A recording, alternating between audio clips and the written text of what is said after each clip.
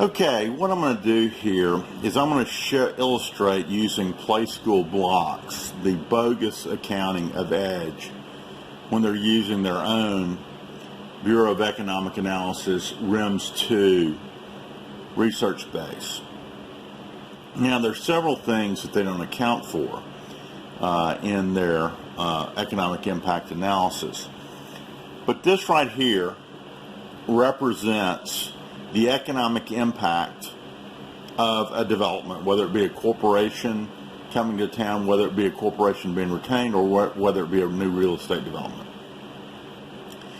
So what Edge does not account for using the RIMS 2 research base is the following.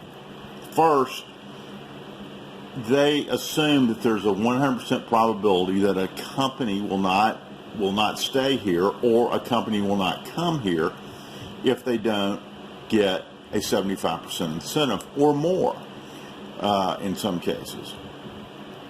Now, there's nothing that's 100%. So if you don't know the probability of an event, and you have probabilities going from 0 to 100%, what probability do you apply?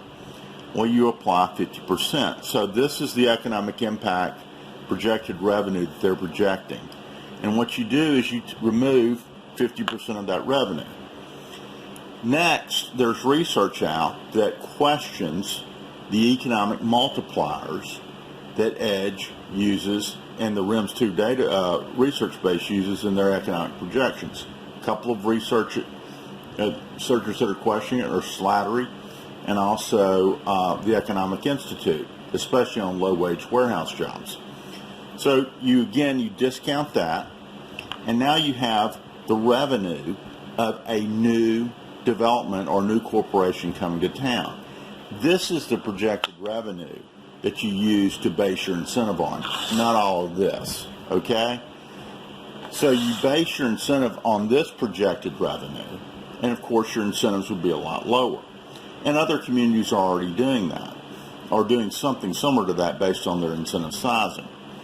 So that's what it is for a new corporation. Now, if you're talking about a retention pilot, you have to account for the remaining workforce should a company depart. So if a company is not retained, they're going to take about 30% of their workforce, and the remaining workforce will continue to be part of the tax base. Now, Edge pretty much assumes that everybody dies, but that's not real either. So what you do, you have to account for that, and this would be your economic impact for a retention pilot, and that's what you would use.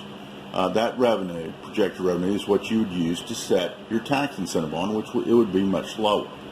So hopefully this has explained everything to you, and you would use this as opposed to all of this revenue. Anyway, hope that explains everything. Thanks. Bye.